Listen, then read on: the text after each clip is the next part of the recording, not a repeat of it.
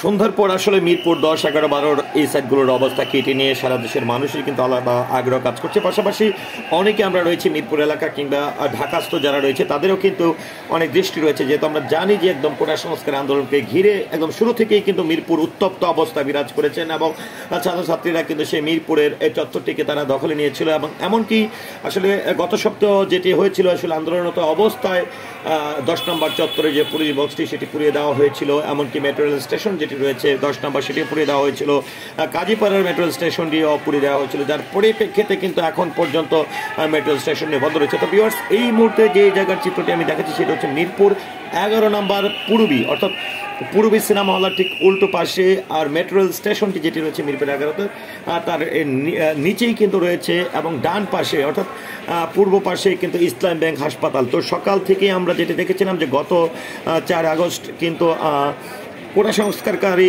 যারা রয়েছেন তারা কিন্তু জাতীয় শহীদ মিনারে তারা অবস্থান নিয়েছিল এবং সেখান থেকে কিন্তু গণ অভ্যুত্থানের একটি ডাক দিয়েছে। তার পরিপ্রেক্ষিতে কিন্তু সারা বাংলাদেশেই কিন্তু ছাত্রছাত্রীদের বিভিন্ন রাস্তাঘাটে অবস্থান, অন্যদিকে সরকার পক্ষ কিন্তু সেটিকে তারা কিছু কর্মসূচি দিয়েছে এবং যার ফলে এই যে সরকার পক্ষ যারা রয়েছে এবং কোটা সংস্কারকারী আন্দোলনকারী যারা রয়েছেন তাদের মধ্যে কিন্তু বরাবরই সংঘর্ষপূর্ণ খবরটি কিন্তু বা ভিডিওগুলো কিন্তু আমরা দেখেছি। তার ব্যতিক্রম কিন্তু মিরপুর 10 কিন্তু নয়। তো আমরা যেটি বলতে চাই যে এই মুহূর্তে আপনাদেরকে দেখতে পাচ্ছেন যে এখানে শত শত মানুষ ভিড় করছে। কিছুক্ষণ পর পর আমরা দেখতে পাচ্ছি যে অ্যাম্বুলেন্সে করে কিংবা অটোরিকশা করে সিএনজিতে করে বিভিন্নভাবে কিন্তু অনেকেই আহত রুগীদেরকে নিয়ে এসে কিন্তু ছুটে বেড়াচ্ছেন এবং এই হাসপাতালে তারা নিয়ে যাচ্ছেন। আর এখানে আসলে যাদেরকে উপস্থিত থাকতে দেখছেন বা জড়ো হয়ে থাকতে দেখছেন, এখানে আমরা যেটা দেখেছি যে আসলে অনেক ছাত্রছাত্রী কিন্তু সেখানে অবস্থান নিয়েছেন এবং যারাই আসলে আহত হয়ে আসছে সেটি আসলে রাজনৈতিক দলের কেউ কিনা বা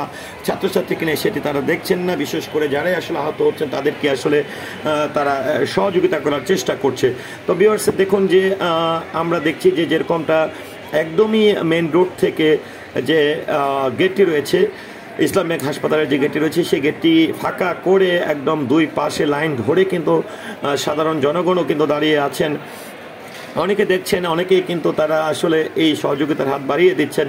তো আরেকটি বিষয় যেটি হচ্ছে যে আমি দুপুরবেলাও একদমই আসলে দুপুরে যখন গেলাম তখনও কিন্তু আসলে এইভাবেই জড়ো হয়ে থাকতে দেখলাম এবং কিছুক্ষণ পর পরই আহত হওয়া রুগীরা এখানে আসছে এবং অনেকেই কিন্তু এই হাসপাতালে অ্যাডমিশন করার সুযোগ হয়নি, হয়তো বেশি আহত হলে তাদেরকে বিভিন্ন হাসপাতালে কিংবা ঢাকা মেডিকেলে কিন্তু হস্তান্তর করা হচ্ছে। তো ভিউয়ার্স, আমি কিন্তু আপনাদেরকে সেই প্রেক্ষাপটে দেখানো হচ্ছে। তো যাই হোক, আসলে ভিডিওটির মাধ্যমে আমি যে মেসেজটি আসলে সকলকে দিতে যায় আমার ব্যক্তিগত মতামত থেকে যে আসলে আমরা সবাই বাঙালি, এই স্বাধীন দেশে এই রক্তক্ষরণ সত্যি আমাদের জন্য দুঃখজনক। আমরা সরকারের পক্ষই বলি কিংবা রাজনৈতিক পক্ষই বলি কিংবা ছাত্রছাত্রী বলি, আসলে আমরা সবাই বাঙালি। তো আমরা একে অপরের ওপর যে আঘাতগুলো করছি পরিশেষে আসলে কি ফলাফল দাঁড়াবে বা অনেকেই যেভাবে আহত হচ্ছে, অনেকেই চোখ হারাচ্ছে, হাত হারাচ্ছে, পা হারাচ্ছে, এমনকি প্রাণ হারাচ্ছে, যে এটির আসলে শেষ কোথায়? এটি আসলে জাতির বিবেকের কাছে বা আমার নিজের মনের কাছেও আমি কিন্তু প্রশ্ন করছি।